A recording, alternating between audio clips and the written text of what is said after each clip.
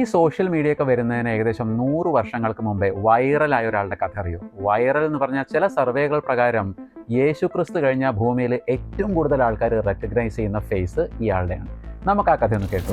ഇത് ഒരു പെയിൻറ്റിംഗ് ആണ്. പാരീസിലെ ലൂവ്ർ മ്യൂസിയത്തിൽ അധികം ആൾക്കാരൊന്നും ശ്രദ്ധിക്കാതിരുന്ന ഈ പെയിൻറ്റിങ് 1911 ഒരു കള്ളൻ മോഷ്ടിച്ച് തൻ്റെ ജന്മനാടായ ഇറ്റലിയിലേക്ക് കൊണ്ടുപോവുകയാണ്. മോഷണം നടന്ന് ഒരു ദിവസം കഴിഞ്ഞാണ് മ്യൂസിയം അധികൃതർ തന്നെ ഇത് മിസ്സിംഗ് ആണെന്ന് മനസ്സിലാക്കുന്നത്. എന്നാൽ അതിനുശേഷം പേപ്പറുകളിലെല്ലാം വാർത്ത വരികയാണ്, ദ വേൾഡ്സ് ബെസ്റ്റ് പോർട്രേറ്റ്, ഏറ്റവും മികച്ച ലോകത്തിലെ പോർട്രേറ്റ് മിസ്സിംഗ് ആണ്. അതോടുകൂടി ജനങ്ങളും പത്രങ്ങളും ലോകമെമ്പാടും ഈ ന്യൂസ് ഏറ്റെടുക്കുകയാണ്. ഏതാണ് ലോകത്തിലെ മികച്ച പോർട്രേറ്റ്, എങ്ങനെയാണ് അത് മിസ്സിംഗ് ആയത്?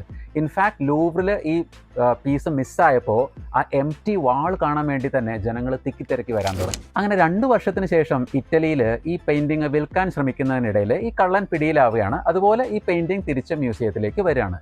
തിരിച്ച് മ്യൂസിയത്തിലേക്ക് വരുമ്പോൾ ഓരോ സ്ഥലത്തും നിർത്തി പ്രദർശിപ്പിച്ച് ആയിരക്കണക്കിന് ആൾക്കാർ കണ്ടിട്ടാണ് ഈ പെയിൻറ്റിങ് തിരിച്ചു വരുന്നത്.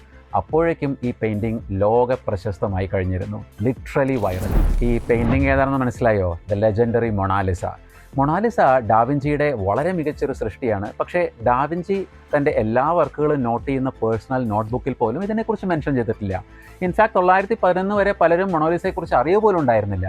ഈ ഒരൊറ്റ തെഫ്റ്റ് കാരണം Mona Lisa became A legend in the world. ഇനി കലാസ്നേഹികളെല്ലാവരും കൂടി എൻ്റെ കമൻറ്റ് ബോക്സിൽ വന്ന് പൊങ്കാലിടണ്ട.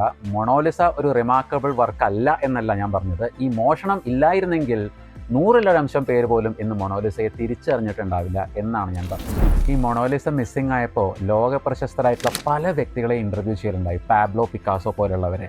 അവർക്ക് ഇതിനെക്കുറിച്ച് എന്തെങ്കിലും അറിയുമെന്നറിയാം. അതും ഇതിൻ്റെ ഒരു പോപ്പുലാരിറ്റിക്ക് ഒരു കാരണമാണ്. മാത്രമല്ല, മൊണാലിസ തിരിച്ചെത്തിയപ്പോൾ എൻ്റെ ഓർമ്മ ശരിയാണെന്നുണ്ടെങ്കിൽ ലൂവറിൽ ആദ്യമായിട്ട് ബുള്ളറ്റ് പ്രൂഫ് ഗ്ലാസിൻ്റെ പിന്നിൽ പ്രദർശിപ്പിക്കുന്ന പോർട്രേറ്റ് ആയിട്ട് മൊണാലിസ മാറി. ഇന്ന് മൊണാലിസ എവിടെ നിൽക്കണു? ലക്ഷക്കണക്കിന് ലെജിറ്റിമേറ്റ് ആയിട്ടുള്ള കോപ്പികൾ, കൊച്ചു കുട്ടി മുതൽ വയസ്സായ ആൾക്കാർ വരെ തിരിച്ചറിയുന്ന ഫേസ്. മാത്രമല്ല, ഗൂഗിൾ ആർട്ടിൽ സെർച്ച് ചെയ്ത് കഴിഞ്ഞാൽ ലോകത്തിലെ ഏറ്റവും പോപ്പുലർ പോർട്രേറ്റ് എന്നുള്ള ഖ്യാതി. അതുപോലെ ലൂവർ മ്യൂസിയത്തിൽ ഓൺ ആൻ ആവറേജ് 80 മുതൽ 90 ലക്ഷം വരെ ആൾക്കാർ വിസിറ്റ് ചെയ്യുന്നുണ്ടെന്നാണ് പറയുന്നത്. അതിൽ 80% ആൾക്കാരും വരുന്നത് മൊണാലിസയെ കാണാൻ വേണ്ടി. So that's the story behind the accidental popularity of the legendary portrait Mona Lisa.